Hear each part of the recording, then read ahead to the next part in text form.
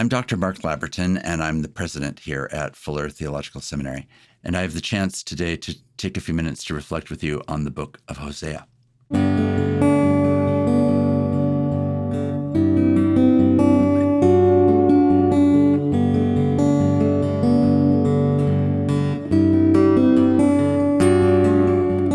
Hosea is one of the 8th century minor prophets, a very, very important and quite unusual book in the whole canon of the Bible. The thing that makes it so unusual is that at the core of the book of Hosea is a kind of conceit, a dramatic conceit, a kind of outlandish, amazing, disorienting kind of image and even metaphor, where God, Yahweh, commands Hosea to take for himself as a wife a woman who is described in the text as a wife of whoredom, to have children of whoredom, for the land commits great whoredom by forsaking the Lord. As striking and powerful as other prophetic words are, this lands in a very, very different emotional, mental, and social space. This is God taking the prophet whose suffering is identified with his prophetic call.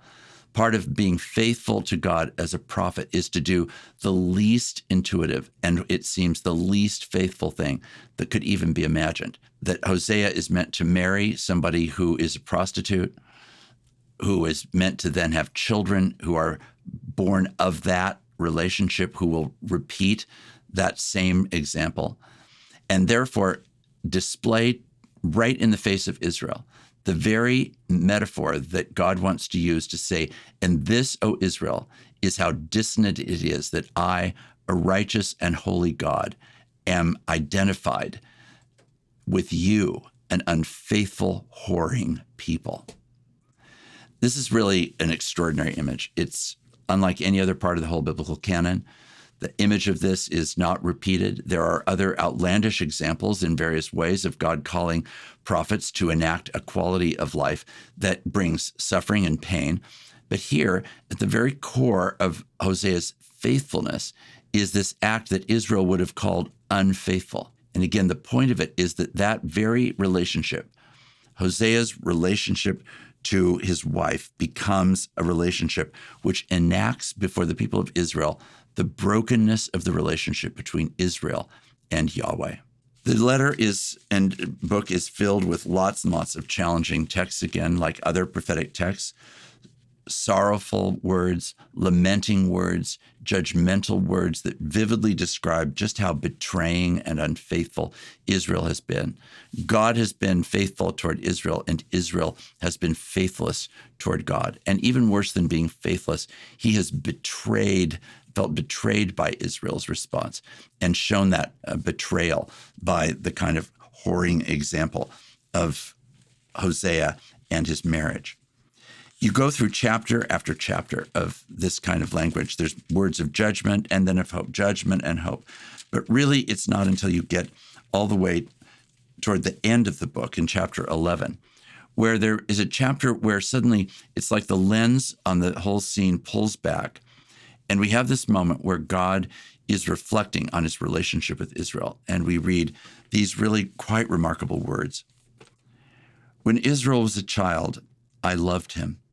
And out of Egypt, I called my child. The more I called them, the more they went from me. They kept sacrificing to Baals, that is, to false gods, and offering incense to idols. Yet it was I who taught Ephraim to walk. I took them up in my arms, but they did not know that I had healed them. I led them with cords of human kindness, with bands of love. I was to them like those who lift infants to their cheeks. I bent down to them and fed them. They shall return to the land of Egypt, and Assyria shall be their king. And because they have refused to return to me, the sword rages in their cities. It consumes their oracle priests and devours because of their schemes. My people are bent on turning away from me. To the Most High they call, but he does not raise them up at all. How can I give you up, O Ephraim? How can I hand you over, O Israel? How can I make you like Admah? How can I treat you like Zeboim? My heart recoils within me. My compassion grows warm and tender. I will not execute my fierce anger. I will not again destroy Ephraim, for I am God and no mortal, the Holy One in your midst, and I will not come in wrath. This chapter is this amazing inner dialogue. It's a little bit like what we see in portions of the book of Job, where there's an inner script that God is reflecting on. And here it's this movement between describing and feeling all of the tenderness that he wants to say toward Israel. You have been my child. I've nurtured you. I've held your hand as you've learned to walk. I've lifted you to my cheek. So tender and important and distinctive is the relationship. But then on the other hand, God says, yes, but you're deserving of every kind of punishment that I could give you, because in fact, you have been so faithless. You have been such a whore.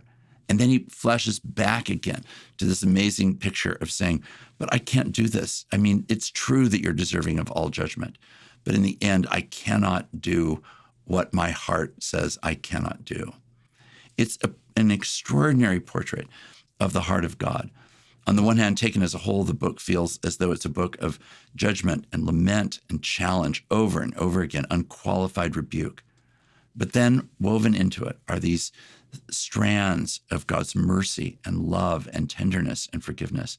It's ultimately all those things, both accountability and God's personal, tender faithfulness, that leads, I think, ultimately to the New Testament, where we encounter God in human flesh, demonstrating what's described so beautifully here in Hosea chapter 11. So as I think about the meaning of this book for us in the era that we're in, again, it seems to me that we've lost all track of any sense of accountability to really anyone or anything except ourselves, or to the people that we've decided are around us that might have the loudest and most influential voices. Here, Yahweh is laying out that it's his voice, not their neighbor's voice, not the competitor's voice, not the other gods' voices. It's none of those things that should control their life. It should be the call of Yahweh that the people of Israel should be faithful to. And then there will be true accountability. It will be measured by God's character, not by Israel's. And then our saving hope is that the God who holds us accountable with the truth and with justice and with righteousness is also a God of extraordinary mercy.